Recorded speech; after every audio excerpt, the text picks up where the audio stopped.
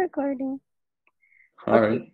Rabbi, I was wondering before we get started, if I could ask you, I heard someone told me that the Rambam said that only Jews have a share in the world to come. And I'm not saying that's not true, but I was pretty shocked when I heard that because I've never heard of that opinion from an Orthodox Jewish rabbi before. So I'm not sure why my friend said that. Rambam said that. Okay. Well, the Rambam often gives his own opinion about different types of matters, but the context in which he says something along those lines, which he does, he's not giving it in a philosophical context where he's like dealing with such a topic. He gives it in the context of an actual halakha. So what I mean by that is that in the Rambam's methodology, actually the methodology of the Gaonim and most ancient rabbis, in contrast to today, in their methodology, beliefs don't come under the context of halakha. So what does it mean that he brings this in the context of halakha? He's not stating it as a fact. He says that this is something that we say to potential converts. And actually, there are other statements that the Rambam makes that shed more light into that. Basically, and shed light into the idea of the inheritance of Jacob and who's considered a partaker in that inheritance. And so in a different place, he actually says that even a person who simply wants to convert is considered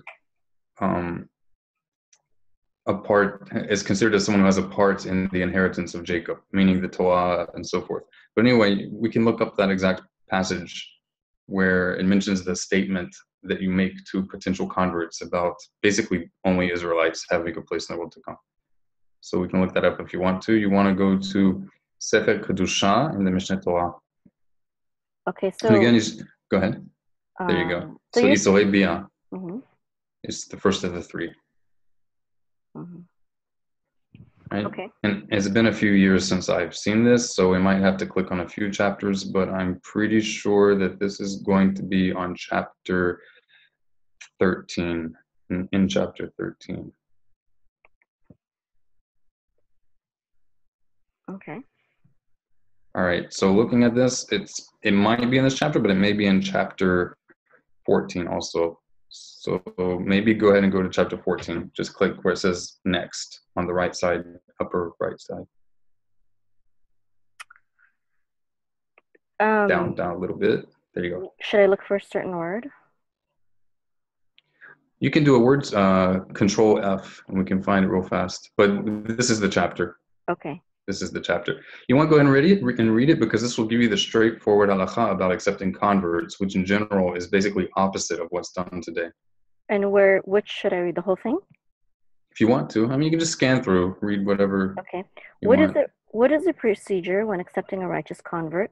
When one of the Gentiles come to convert, we inspect... Interrupting. But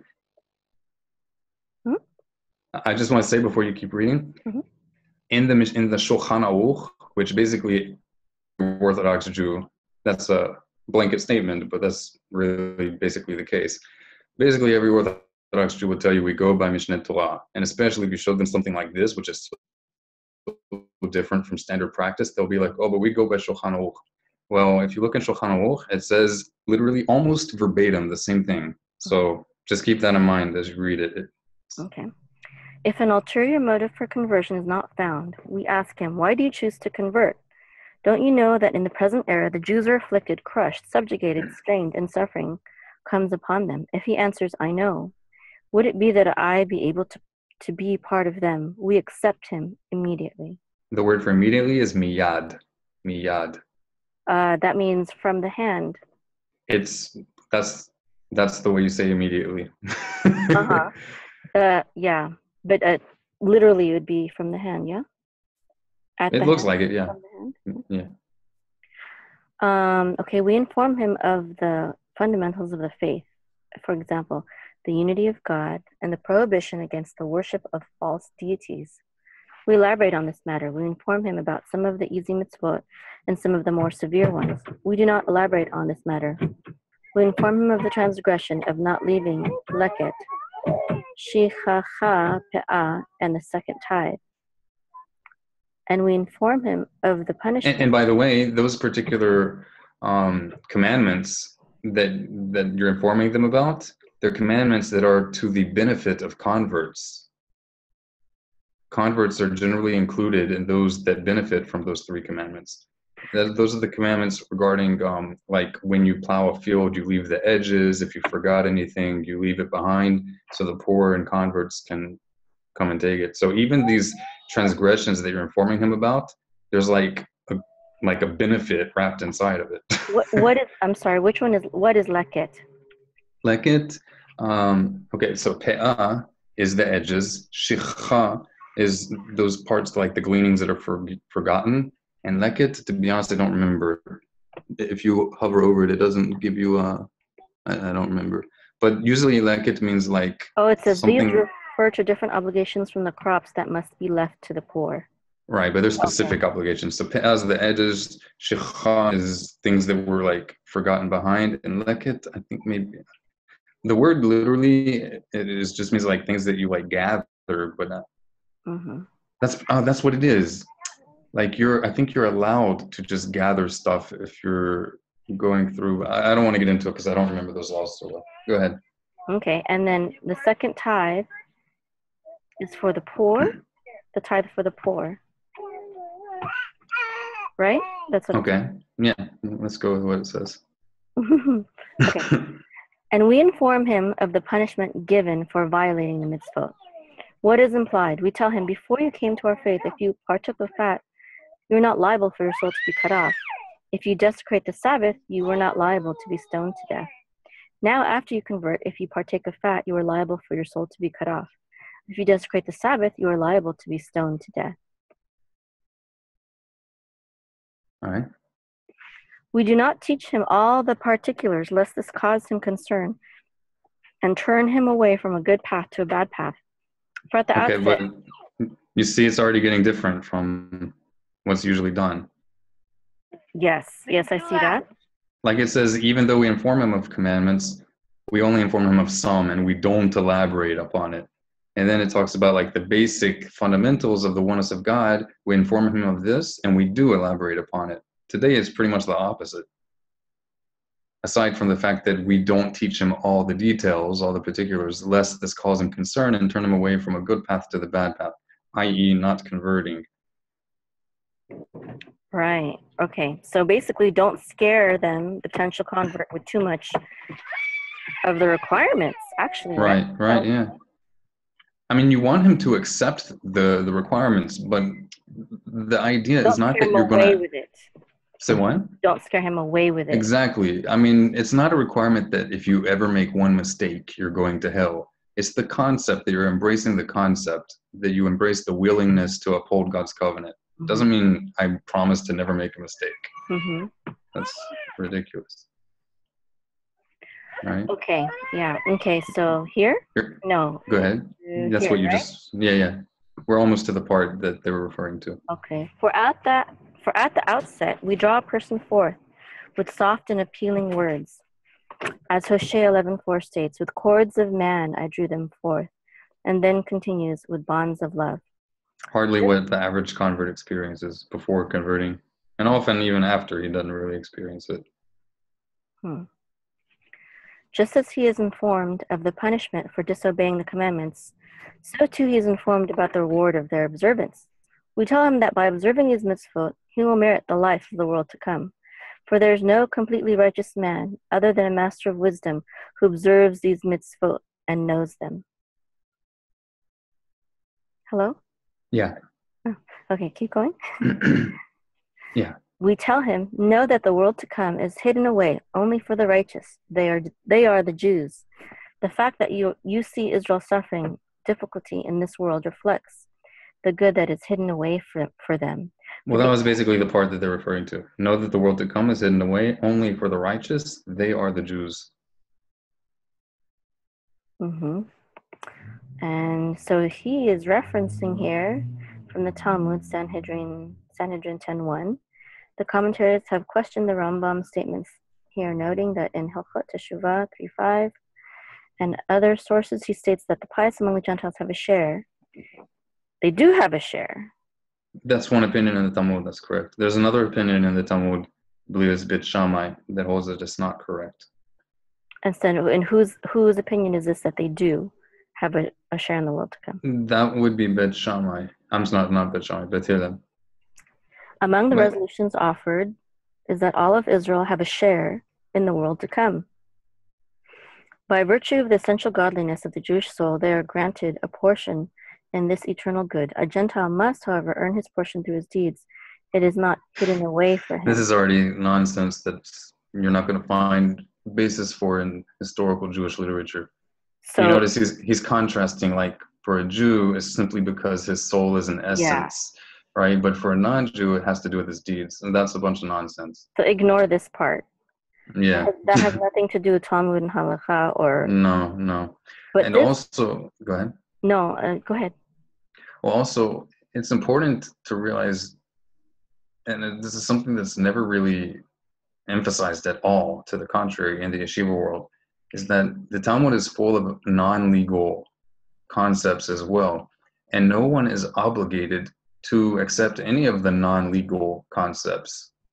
I mean, we should definitely give consideration to it because these are ancient sages who, I mean, presumably they had a part in the ancient tradition of Israel, but the fact that they had disagreements shows that on those matters that they had disagreements, especially with regard to non-halachic matters, when they disagreed on things that don't have anything to do with a specific command. As far as the Torah is concerned, there's not a right or wrong. Like the fact that one person may have had the view that a non-Jew doesn't have a place in the world to come, even if that was the only view in there, that wouldn't make it true. But right. It's also true on the other hand, that even if the only view in the Talmud were that anyone who's just a good person has a place in the world to come, that also wouldn't necessarily make it true. Right. Okay. So that's actually what I was thinking. I said that, that may have been Rambam's opinion, but that doesn't make it true. And he said, well, Rambam was getting it from the Talmud. And then I said, well, even if Chazal said it, it wouldn't be necessarily true. It would still be opinion because Chazal didn't have the Absolutely, authority. yeah. The only thing that's not opinion is, I mean, assuming that the Rambam based this on words of the sages, the only thing that wouldn't be opinion is that you should say this to them. Not necessarily that it's true, but this is in the context of trying to get them to want to convert.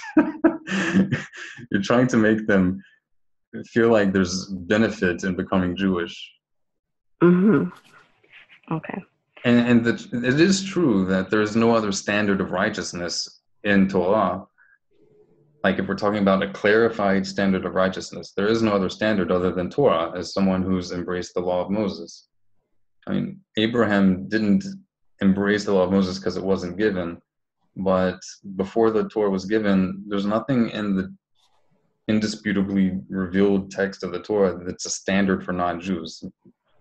Other than, I mean, maybe you can glean from Moses and Noah the general, the broad concept that you should seek to do God's will, but it's not laid out exactly what that is.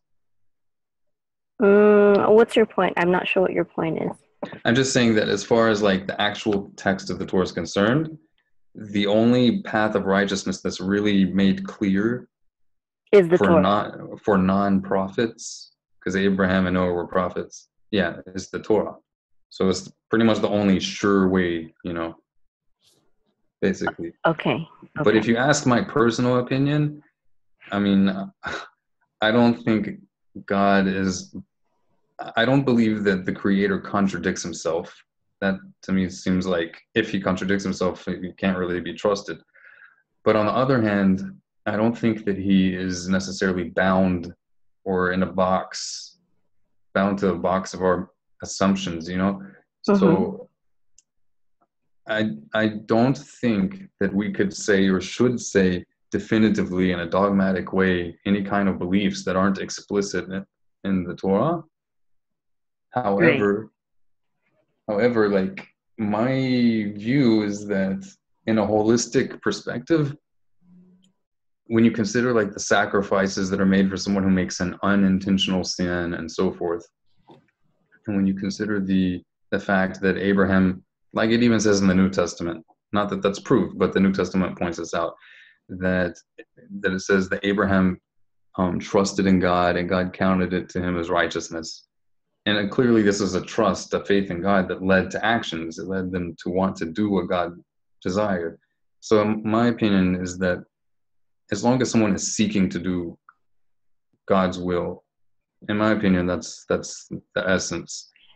But if they have the right amount of information and they're not mentally handicapped, in other words, if they understand that Torah is true, I think if they have that right kind of faith and desire for doing what's right, I think they will want to embrace the Torah, assuming they're convinced of it.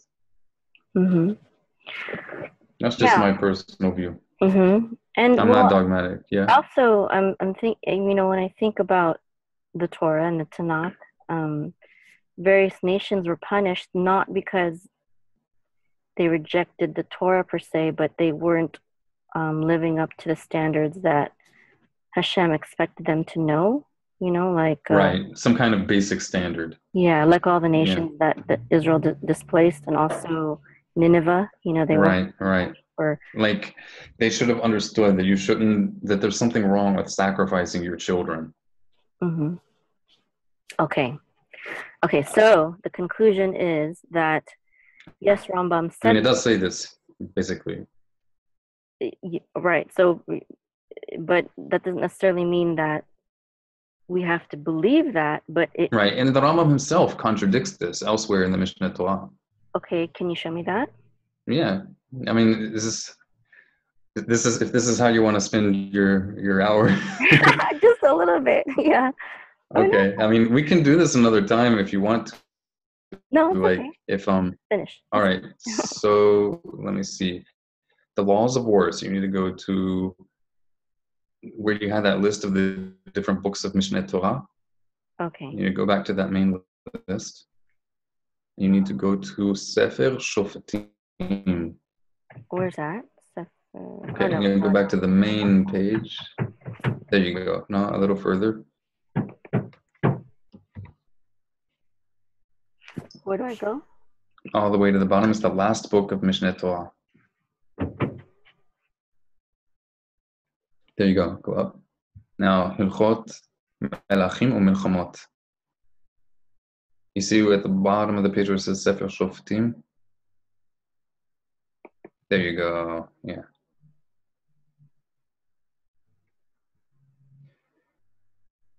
Also, you should know that this text is not there's a much more accurate text of the Mishneh Torah. You there? Mm-hmm. Yeah, where should I go now? Yeah, so there's a lot more accurate text of the Mishneh Torah, but the problem is it's not been translated to English. This is actually a translation based on one of the worst, like the most haphazardly preserved texts of Mishneh Torah, and then it's translated by Chabad. But so we want to go to chapter. What was the language of the original Mishneh Torah? I mean, it's not that it's a completely different book. It's the same book. It's just there are a lot of interpolations, like where when the printing press first started, some publisher maybe typed a commentary or wrote a commentary next to the text, and then some unlearned printing press publisher like accidentally put it into the text, or made other little kinds of errors like that. Okay. All right, so I think it's going to be in chapter 8. Okay, hold on. Chapter 8. Okay.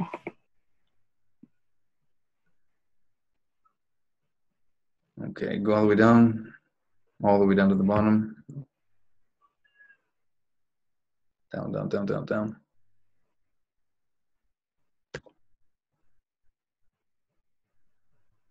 I'm gonna plug. I'm gonna. Yeah. Okay. I'm gonna plug my computer in the wall. Oh, here I see it. 11. Anyone who accepts upon himself the fulfillment of these 7 mitzvot and is precise in their observance is considered one of the pious among the Gentiles and will merit a share in the world to come. So this is talking about the Noahide laws, right? And he's going to go on to talk about that, right? This applies only when he accepts them and fulfills them, because the Holy One, blessed be He, commanded them in the Torah and informed us through Moses, our teacher, that Noah's descendants had been commanded to fulfill them previously. However, if he fulfills them out of intellectual conviction, he's not a resident alien, nor of the pious among the Gentiles, nor of their wise men. So, all right. So this is one example that I remember. This is one example that I remember where this text literally says the opposite of what all the ancient manuscripts say, but only with one word at the very end. So it says, "But of their wise men." In the accurate text, at the very last phrase. What would that? How would that be different? So, however, if he wills them out of intellectual conviction, he's not a resident alien, nor of the pious among the Gentiles. But he is one of their wise men, right? Of their wise men. Oh. So it should be that. That makes more sense. Meaning, he's not doing it because he's pious, but he's doing it because he's smart, because he understands the logic. It is reasonable to do these things. Yeah. Right. Which is not a negative thing. Not at all. No.